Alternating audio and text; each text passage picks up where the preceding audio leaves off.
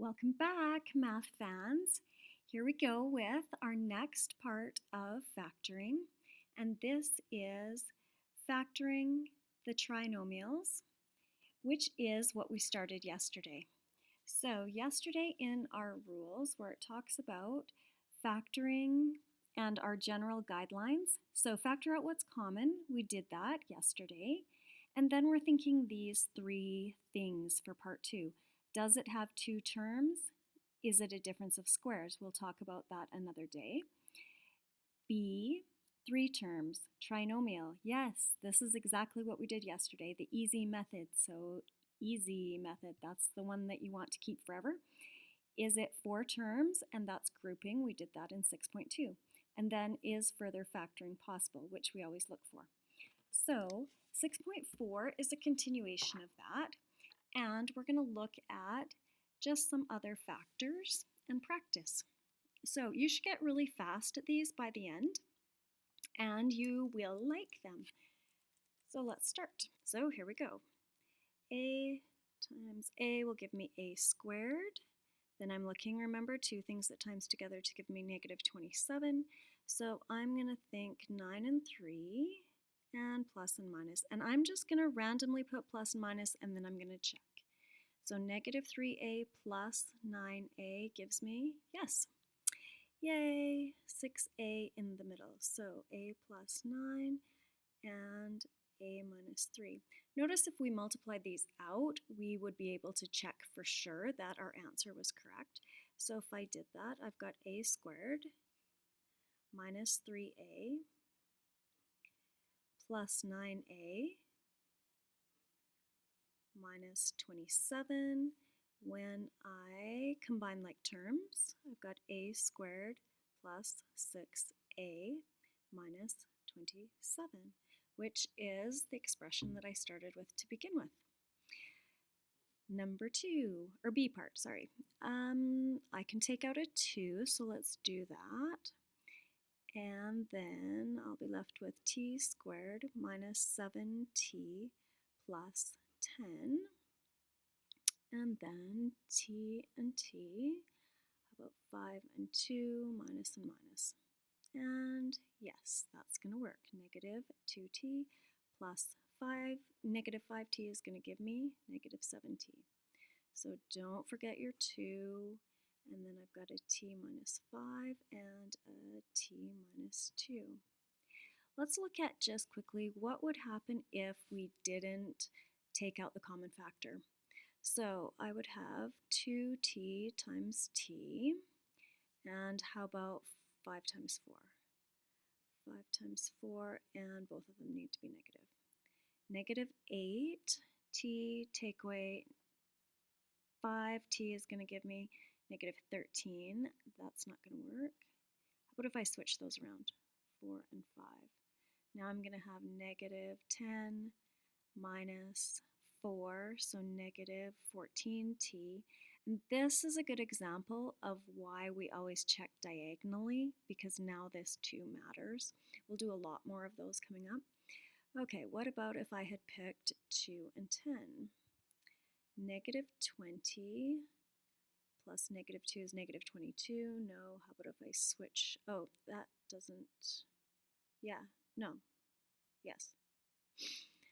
Okay, how about 10 and 2? Does that work? Negative 10 and negative, I'll keep these negatives because it's so hard to see where they are. Negative 4 and negative 10 gives me, yes, negative 14t, which is what I wanted. Okay, so 2t minus 10 and t minus 2 are my factors. But now I look and I notice in here I could factor out a 2.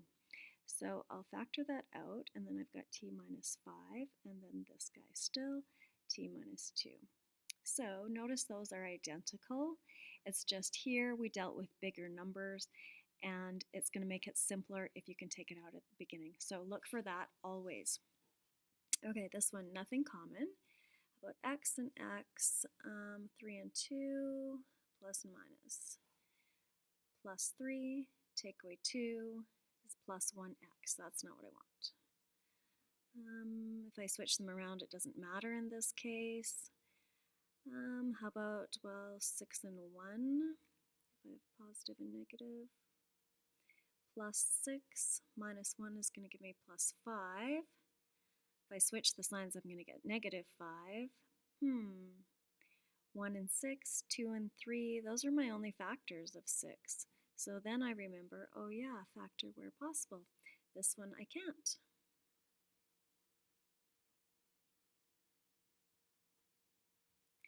Okay, this one. Let's factor out the 4 so we don't torture ourselves, and I can factor out an x squared as well. So now I'm going to be left with x squared minus 4x minus 5. And now factor what's in the brackets. X and x. 5 and 1 is my only choice, plus and minus. That'll give me plus 5, take away 1, plus 4x. That's not what I want. Right number, but wrong sign. So if I get the right number and the wrong sign, I just switch the signs. And now negative 5 plus 1 gives me negative 4. That's what I'm looking for, negative 4x. And I'm finished. 4x squared and x minus 5, x plus 1. Okay. Next page. So this is just some more examples, and you're going to find, I want you to stop and try these, and then come and look at mine, or try one and then look. Here we go. X and X. Here, they've tried to be entertaining because now I have a letter at the end. That's okay. I'm still looking for two things that times together to give me 30y squared. So how about 5y and 6y, plus and plus.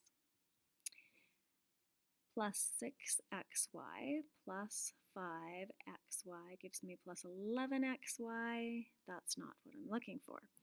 So not those. How about 3 and 10? Y and y. That'll give me plus 3xy plus 10xy is, yes, plus 13xy. Hooray! So x plus 3y and x plus 10y. Next one. Okay, some big numbers, that's all right. X and x. 72, I would normally think of 8 and 9, but because it's such a high number in the center, I'm going to guess it's probably going to be 72 and 1. So 72 and 1, y and y, and plus and minus. And I notice negative 1xy plus 72xy gives me plus 71xy. Yay!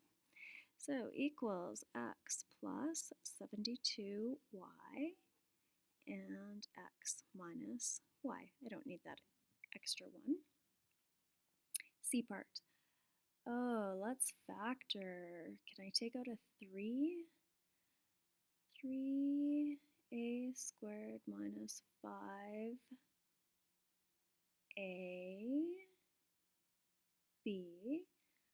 minus, I don't know, 252 divided by 3 gives me 8, 24, 1, 12, 4, 84. How about that?